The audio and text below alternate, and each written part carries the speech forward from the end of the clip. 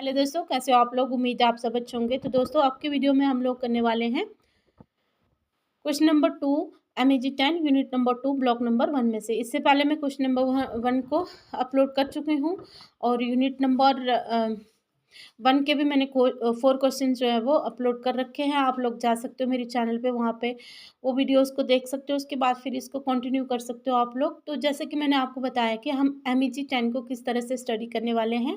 हम इस तरह से स्टडी करेंगे कि इसके जो हम लोग ना इसके क्वेश्चंस को डिस्कस करेंगे। जो भी यूनिट के एंड में दिए हुए क्वेश्चंस हैं उनको हम डिस्कस करेंगे और इससे हमारे हमारे लिए जो यूनिट है उसको भी अंडरस्टैंड करना ईजी हो जाएगा और साथ ही साथ में एग्ज़ाम के लिए हमारे जो क्वेश्चंस हैं वो भी प्रिपेयर हो जाएंगे। तो अब देखें यहाँ पे हम लोग क्या करने वाले हैं। क्वेश्चन नंबर 2, तो इसको देख लेते हैं कि क्वेश्चन नंबर 2 क्या है। तो इसमें हमने बताना है कि जो इंडिया में जो सोशल रिफॉर्म मूवमेंट थी तो उन्होंने अपना क्या रोल प्ले करा इंग्लिश को इंस्टीट्यूशनलाइज करने में इंडिया में। तो अब हमें सबसे पहले इंस्टीट्यूशनलाइजेशन का मीनिंग समझना पड़ेगा फ्रेंड्स कि इंस्टीट्यूशनलाइजेशन का मीनिंग क्या है। मैंने यहाँ पे अगर आप देख पाओगे तो बिल्कुल जो पेज की टॉप पे मैंने यहाँ पे इसका मीनिंग क्लियर कर रखा है। तो फ्रेंड्स, इंस्टीट्यूशनलाइजेशन ऑफ इंग्लिश का मीनिंग होता है कि जो इंग्लिश थी उसको कब जो है हमारे स्कूल्स में, कॉलेजेस में, यूनिवर्सिटीज़ में, हमारे गवर्नमेंट के वर्क्स में, हमारे बिजनेसेस में कब से उसको जो है वो अडॉप्ट किया गया फॉर्मली। तो इसी को हम बोलते हैं इंस्टीट्यूशनलाइजेशन ऑफ इंग्लिश। अगर आप मैं बिल्कुल ही सिंपल भाषा में आपको समझाऊं तो ऐसे समझाती हूँ कि जो इंग्लिश एजुकेशन थी वो इंडिया में, इंडिया के स्कूलों में, कॉलेज में, यूनिवर्सिटीज़ में कब से पढ़ाई जाने लगी और इंग्लिश में जो कब से काम काज शुरू हुआ गवर्नमेंट, जो जितने भी जो गवर्नमेंट के काम होते हैं उसमें, और जो भी हमारे बिजनेसेस थे तो इसमें जो है वो इंग्लिश में कब से उन लोगों ने, जो भी बिजनेसमैन थे उन्होंने काम शुरू किया। तो इस तरह से हम समझ सकते हैं कि इसी को हम बोलते हैं इंस्टीट्यूशनलाइजेशन ऑफ इंग्लिश। तो यहाँ पे हम देखते हैं जो सोशल रिफॉर्म मूवमेंट थी और जो भी हमारे सोशल रिफॉर्मर्स थे या फिर जो हमारी सोशल रिफॉर्म ऑर्गेनाइजेशन थी उन्होंने काफ़ी रोल अपना प्ले करा था इंग्लिश को इंस्टीट्यूशनलाइज करने में इंडिया में। तो सबसे पहले हम लोग जानेंगे कि सोशल रिफॉर्म मूवमेंट क्या होती हैं फ्रेंड्स। तो सोशल रिफॉर्म मूवमेंट क्या होती है, जहाँ से हम समझ सकते हैं कि सोशल का मतलब है सामाजिक, रिफॉर्म का मतलब है सुधार करना, मूवमेंट का मतलब होता है आंदोलन। तो ऐसे जो आंदोलन जो समाज में फैली हुई कुरीतियों को सुधारते हैं, मतलब उन कुरीतियों को दूर करते हैं, ऐसे कस्टम्स, ऐसे बिलीफ्स, ऐसी प्रैक्टिसेस जो हमारे समाज में आउटडेटेड हैं, जिनका कोई भी आधार नहीं है। जैसे कि अगर हम पुराने समय में जाएं तो जैसे सती प्रथा थी, चाइल्ड मैरिज थी, मतलब बच्चों की बचपन में ही उनकी शादी करवा दी जाती थी। औरतें जो थी उनको जब उनके पति की डेथ हो जाती थी जिंदा जला दिया जाता था। विडो रीमैरिज का कोई कॉन्सेप्ट नहीं था हमारे समाज में। और लड़कियों की जो एजुकेशन का भी जो कॉन्सेप्ट था वो हमारे समाज में नहीं था। तो ये क्या हुई, ये सारी जो है सोशल इविल्स थी, मतलब समाज में फैली हुई बुराइयां थी। तो इन बुराइयों को दूर करने के लिए या सुधारने के लिए जो भी सुधार किए गए, जो भी मूवमेंट चलाई गई हमारे देश में, तो ऐसी मूवमेंट को हम लोग बोलते हैं सोशल रिफॉर्म मूवमेंट। तो ये 19th और अर्ली 20th सेंचुरी में जो सोशल रिफॉर्म मूवमेंट्स हुई थी जिससे बहुत सुधार हुआ था हमारे समाज में। अगर मैं बहुत इंपॉर्टेंट फिगर्स के नाम लूँ तो जैसे हमारे प्यारे राजा राममोहन रॉय, ईश्वर विद्या चंद्र सागर, हमारे भीमराव अंबेडकर, जिन्होंने वो कॉन्स्टिट्यूशन लिखा था। तो और भी हमारे बहुत सारी ऐसी इंपॉर्टेंट फिगर हैं जिन्होंने समाज को अपलिफ्ट करने में अपना जो है वो रोल निभाया था। तो मेन इसमें जो सोशल रिफॉर्मर में आते हैं जैसे हमारे राजा राममोहन रॉय, ईश्वर चंद्र विद्यासागर और भी बहुत सारे, पर जो अभी मेरे को याद आ रहे हैं ये लोग। तो यहाँ पे हमने देखना है कि जो सोशल रिफॉर्म मूवमेंट्स थी तो इन्होंने जो है वो इंग्लिश का काफ़ी सहारा लिया इन सोशल इविल्स को दूर करने के लिए। इनका मानना था, जो भी सोशल रिफॉर्मर्स थे, इनका मानना था कि अगर हम इंग्लिश को इंट्रोड्यूस करते हैं इंडिया में, या फिर हम वेस्टर्न एजुकेशन को इंट्रोड्यूस करते हैं इंडिया में, तो इससे हम जो भी सोशल प्रैक्टिसेस हैं हमारे देश में, जो भी हमारे समाज में फैली हुई बुराइयां हैं, तो उनको दूर करने में हमें काफ़ी हेल्प मिलेगी। क्योंकि जो लोग हैं वो दुनिया को समझ पाएंगे, इंडिया के लोग पूरे वर्ल्ड के साथ इंटीग्रेट होंगे, अलग अलग आइडियाज़ लेंगे अलग अलग देशों से और पूरे वर्ल्ड से, और अपने अंदर जो फैली हुई बुराइयां हैं इनको वो दूर करने की कोशिश करेंगे। तो ये तो हमारी सोशल रिफॉर्म मूवमेंट क्या होते हैं इसके बारे में। अब हम देखेंगे कि इनका क्या योगदान रहा इंग्लिश को इंस्टीट्यूशनलाइज करने में, मतलब इंग्लिश को यहाँ पे बढ़ावा देने के लिए कैसे इन्होंने अपना रोल प्ले करा। सबसे पहले हम देखते हैं कि जो सोशल रिफॉर्म मूवमेंट थी, तो उन्होंने तो सबसे पहले वेस्टर्न एजुकेशन को की वकालत की। उनका मानना, जितने भी सोशल रिफॉर्मर्स थे उनका मानना था कि अगर हम वेस्टर्न एजुकेशन को इंट्रोड्यूस करते हैं अपने एजुकेशन सिस्टम में, तो इससे क्या होगा कि जो लोगों की आउटलुक होगी वो साइंटिफिक होगी, उनका माइंडसेट जो है वो साइंटिफिक होगा, उनके थॉट्स जो है वो रैशनल होंगे, काफ़ी समझदार होंगे लोग, और हमारे समाज में फैला हुआ जो अंधविश्वास है वो दूर होगा अगर हम इंग्लिश को इंट्रोड्यूस करते हैं अपने इंडिया में, या फिर वेस्टर्न एजुकेशन को इंट्रोड्यूस करते हैं। तो ये पहला पॉइंट हो गया। उसके बाद हम लोग देखते हैं इन्फ्लुएंस ऑफ की सोशल रिफॉर्मर। तो हमने इसमें मेन जो हमारे सोशल रिफॉर्मर हैं, जैसे हमारे राजा राममोहन रॉय, ईश्वर चंद्र विद्यासागर, तो उन्होंने इंग्लिश को उन्होंने प्रमोट किया इंडिया में, और वो इंग्लिश को इंट्रोड्यूस करके ये चाहते थे कि जो हमारा इंडिया है वो, मतलब उसकी जो सोच है वो क्या हो जाएगी, प्रोग्रेसिव हो जाएगी। हमारा जो इंडिया है वो मॉडर्नाइजेशन की ओर आगे बढ़ेगा अगर हम वेस्टर्न एजुकेशन को इंडिया में इंट्रोड्यूस करते हैं। तो हमारे जो राजा राममोहन रॉय थे उन्होंने तो पर्शियन और जो संस्कृत जो एजुकेशन थी, इस जो मतलब ट्रेडिशनल सिस्टम जो में जो एजुकेशन दी जाती थी, मतलब जैसे संस्कृत लैंग्वेज में, पर्शियन में, इनका उन्होंने विरोध किया था। वो चाहते थे कि हमारे इंडिया में भी जो है वो इंग्लिश एजुकेशन इंट्रोड्यूस होनी चाहिए, जिससे कि जो लोगों का आउटलुक होगा वो थोड़ा सा चेंज होगा। और इन्होंने इंग्लिश का सहारा लिया था बहुत सारे समाज में बहुत सारी चीज़ों को सुधार करने के लिए। ईश्वर विद्या चंद्र सागर, तो इन्होंने भी जो वुमेन के एम्पावरमेंट के लिए, वुमेन के एजुकेशन के लिए इंग्लिश को प्रमोट किया था। उनका मानना था कि अगर वुमेन जो है वो इंग्लिश एजुकेशन सीखती हैं तो फिर उनको जो है वो जो भी पूरे वर्ल्ड की नॉलेज है उसको एक्सेस करने में उनको आसानी होगी। उसके बाद ज्योतिराव फुले, तो ज्योतिराव फुले ने भी इंग्लिश एजुकेशन का यूज़ करा था। उन्होंने भी प्रमोट करा था इंग्लिश एजुकेशन को, और जो भी समाज में जो भी फैली हुई बुराइयां थी, जैसे कास्ट डिस्क्रिमिनेशन, तो इसको दूर करने में उन्होंने जो है वो इंग्लिश का यूज़ करा था।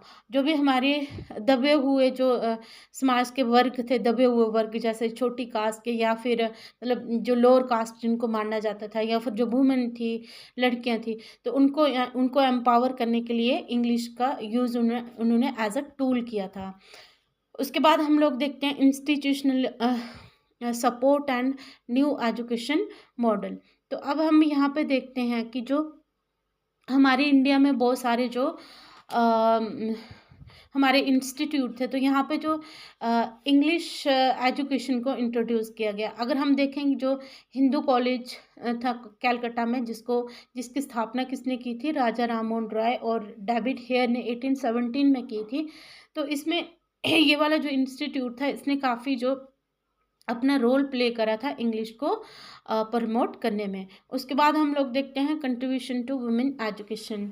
तो यहाँ पे हम देखते हैं कि जो रिफॉर्मर थे, जो हमारे जो भी सोशल रिफॉर्मर्स थे, तो उन्होंने ये महसूस किया कि अगर हम वुमेन को एडुकेट करते हैं वेस्टर्न तरीके से, मतलब अगर उन्हें हम क्या प्रोवाइड करवाते हैं, वेस्टर्न एजुकेशन प्रोवाइड करते हैं, तो वो उनकी जो समाज में एक बहुत इम्पोर्टेंट रोल हो जाएगा।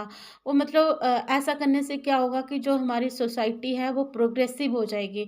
जो भी पुराने जो विचार हैं लोगों की, पुरानी जो धारणाएँ हैं वो बदलेंगी, क्योंकि एक जो औरत है वो बहुत कुछ कर सकती है, मतलब समाज को बदलने के लिए, समाज की सोच को बदलने के लिए जो एक औरत है वो अपना रोल प्ले कर सकती है। तो इसमें जैसे हमारे ब्रह्मो समाज जो राजा राममोहन राय ने स्थापना की थी जिस संस्था की, तो जो ब्रह्मो समाज है तो ये गर्ल्स के एजुकेशन के लिए इन्होंने बहुत काम किया।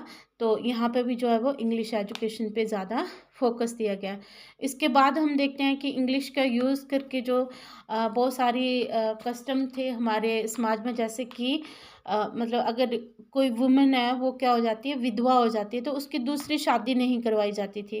तो इंग्लिश का सहारा लेकर जो है वो ये चीज़ भी समाज में लाई गई।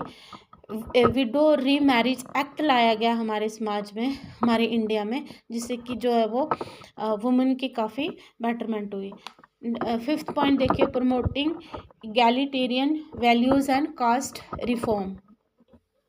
अब फ्रेंड्स इगैलिटेरियन क्या होता है, यहाँ पे मैंने इसका मीनिंग आपको दे रखा है।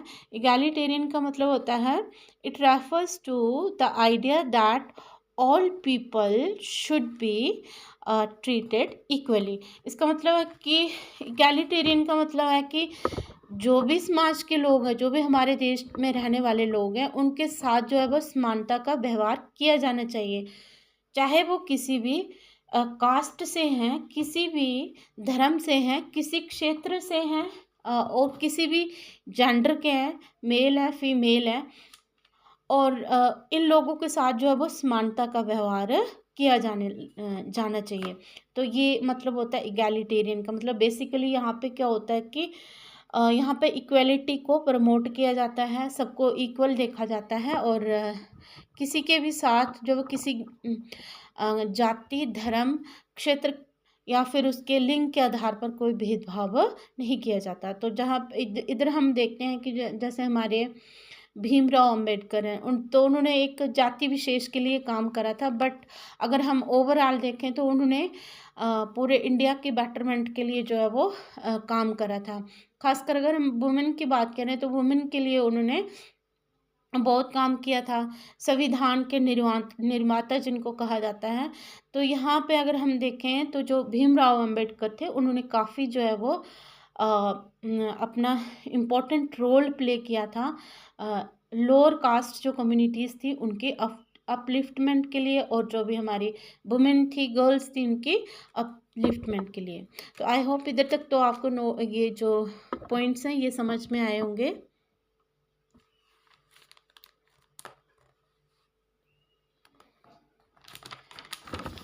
इसके बाद देखते हैं इन्फ्लुएंस ऑफ रिफॉर्म ऑर्गेनाइजेशन। अब फ्रेंड्स रिफॉर्म ऑर्गेनाइजेशन कौन सी है, जैसे आपने बहुत बार सुना होगा ब्रह्मो समाज, प्रार्थना सभा, ये जो हमारी ऑर्गेनाइजेशन है इनको रिफॉर्म ऑर्गेनाइजेशन कहा जाता है। तो अब जो ब्रह्मो समाज था इसकी स्थापना हुई थी 1828 में, और राजा राममोहन राय इसके संस्थापक थे। तो इन्होंने भी जो इंग्लिश एजुकेशन को काफ़ी प्रमोट किया था इंडिया में। तो अपनी ऑर्गेनाइजेशन के थ्रू उन्होंने जो है वो इंग्लिश को इंस्टीट्यूशनलाइज होने में काफ़ी अपना रोल प्ले किया। तो ये जो ब्रह्मो समाज एक संस्था थी या फिर एक मूवमेंट थी, तो इसके ज़रिए जो राजा राममोहन रॉय ने क्या किया था, उन्होंने ये कहा था कि हमें एक ही गॉड में बिलीव करना चाहिए, हमें मूर्ति पूजा नहीं करनी चाहिए, और उन्होंने कास्ट सिस्टम को अपोज किया था। सती प्रथा को जड़ से ख़त्म करने के लिए उन्होंने जो है वो अपना रोल प्ले किया था। और भी बहुत सारी जो ऐसी बुराइयां हैं उनके अपनी इस संस्था के ज़रिए या फिर अपनी इस मूवमेंट के ज़रिए उन्होंने उखाड़ फेंकने की कोशिश करी थी।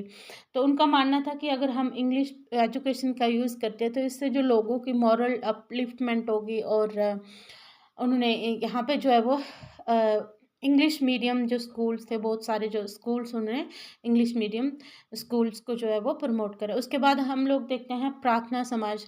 अब जो प्रार्थना समाज है ये एक्टिव था महाराष्ट्र में, मुंबई में। और ये जो प्रार्थना समाज है ये किससे इन्फ्लुएंस हुआ था? ये भी ब्रह्मो समाज से इन्फ्लुएंस हुआ था। तो इसका जो फोकस था वो किसके ऊपर था? कास्ट सिस्टम को अपोज करना, विडो रीमैरिज को सपोर्ट करना, और एजुकेशन जो वुमेन के लिए एजुकेशन को प्रमोट करना।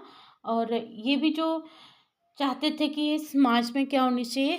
इक्वलिटी होनी चाहिए। और ये लोग भी जो है वो चाहते थे कि मतलब किस चीज़ को प्रमोट करते थे कि हमें एक ही गॉड को मानना चाहिए। उसके बाद हम देखते हैं long term impact on Indian society. तो यहाँ पे अगर हम प्रार्थना समाज की बात करें तो इन्होंने भी जो है वो इंस्टीट्यूशनलाइज करने में बहुत जो है वो अपना रोल प्ले करा इंग्लिश एजुकेशन को। तो यहाँ पे अगर हम जहाँ पे भीमराव अंबेडकर की बात कर रहे थे पिछले पॉइंट में, तो हमने देखा कि जो हमारा संविधान है वो ओरिजिनली इंग्लिश में ही लिखा गया है। तो यहाँ पे हम देखते हैं कि इन जो भी ये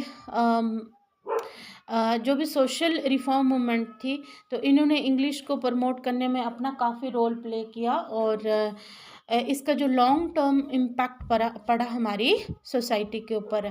और सोशल रिफॉर्म मूवमेंट ने जो एक मॉडर्न इंडिया की जो है वो फाउंडेशन रखी। जैसे कि हमारे जो राजा राममोहन रॉय हैं उनको फादर ऑफ मॉडर्न इंडिया कहा जाता है। तो फ्रेंड्स, इसके साथ आप लोग कंक्लूजन भी ऐड कर सकते हो।